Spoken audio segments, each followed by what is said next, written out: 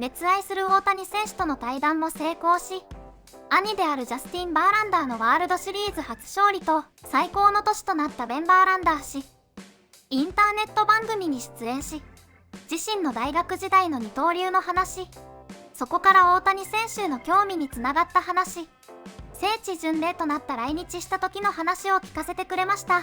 Let's welcome Ben to the program. Hey, Ben, good to see you, man. Thanks for taking some time with us. You got access to the unicorn, dude. I mean, that's easier said than done, man. It's hard to get to Shohei. No, it really is. I appreciate you having me on. It really is. And it's really special for me because it was something that he and his people wanted to have me do, which made it all the more special. Obviously, I've covered him since I've been in this industry, and they wanted to allow me to do something that hasn't been done before. And as you can imagine, being able to do that, I'll hold that forever for sure. Yeah, so give me a little insight without chomping your own bit here. And again, it's streaming on Tubi and Fox Digital right now, but what kind of things did you learn about Shohei that surprised you? I mean, you've covered his career for a long time, as you mentioned. You're as familiar as anybody with the league. Where were you surprised? You know, I think what is kind of behind the scenes here is his work ethic that's not on the field. And you know, I knew that, but I didn't know exactly why or how hard he was working behind the scenes. And I think going to Japan, seeing where he came from, going to his high school where he played, it made it so obvious why his work ethic is the way it is.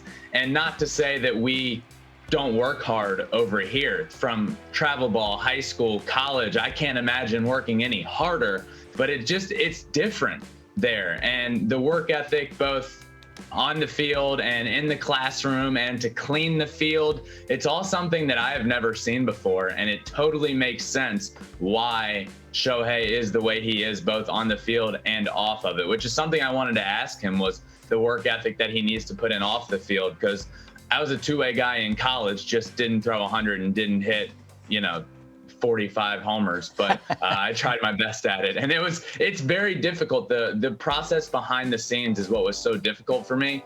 And that's what makes it so interesting to me, what he's doing. Obviously on the field, I heard you guys talking, he's probably the best player in baseball, but off the field, what is it that he's able to do this every single game, or to do this every single day? Pitching every fifth or sixth day is a full-time job. And now he's just hitting on the off day and when he is pitching. It's truly incredible. So to sit down, talk to him about his journey, the work ethic on and off the field, and where he came from, it was something, it was really special. Ben, do you appreciate him even more because you mentioned it? You've been on the bump. You've been in the batter's box. You know how difficult this thing is, and yet we see this dude doing things that no one has ever seen before. Does that put it even more special to you because you've been there, done that?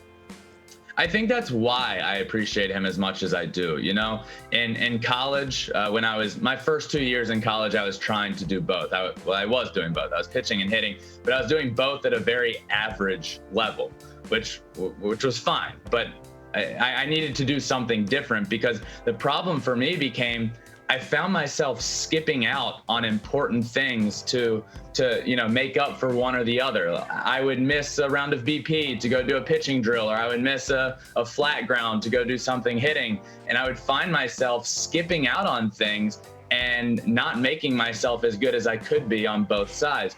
My junior year, when I decided to just become a hitter, it opened up a whole new world for me, and being able to concentrate on just that led to the year that I had getting drafted. And it was just like, aha, this is so much, it's a much better path to just pick one and go, and it makes your life so much easier. So when I was playing professional baseball in the Tigers organization, it felt like more and more I started hearing, hey, and then I had friends going to play in Japan. So I would hear from them saying, hey, you need to remember this name. This is what he's doing. This guy throws 103 and he absolutely rakes. So naturally I'm like, that's awesome. I would love to see that. I just didn't know if he was doing it at the biggest level there, and I didn't think it was possible to do it at the highest level in Japan or at Major League Baseball. So that is why, because I tried it. I realized how hard it is. Now, like I said, I wasn't gifted with 100 miles an hour in my arm or the power that he has at the plate, but it was the work ethic behind the scenes. Not that I didn't think it was possible. It's just I didn't think that you could physically do both and be as good as he is. So yeah, before he was even over here in the big leagues, I was impressed by him. So I'm reading between lines here a little bit, Ben, in that your trip to Japan was in fact just to do the work on the Ohtani project and not to scout potential landing spots for your brother, who is a free agent. He will not be signing with the Shinichi Dragons. Is that what you're telling me? Well, I don't want to give away too much here, Matty V. You never know. But yeah, exactly. I will say I went over there and got to watch a lot of baseball as well, apart from just doing this. And the talent that is over there that is potentially coming here is unbelievable right now. There's a pitcher, Roki Sasaki, and Muntaki Murikama. Those guys are studs. Awesome. Good. 自身の大学時代の二刀流の経験から投打両方でプレーすることの困難さを実感し、大谷選手へのリスペクトにつながっていることが分かりました。佐々木朗希投手や村上宗隆選手への期待も高いですね。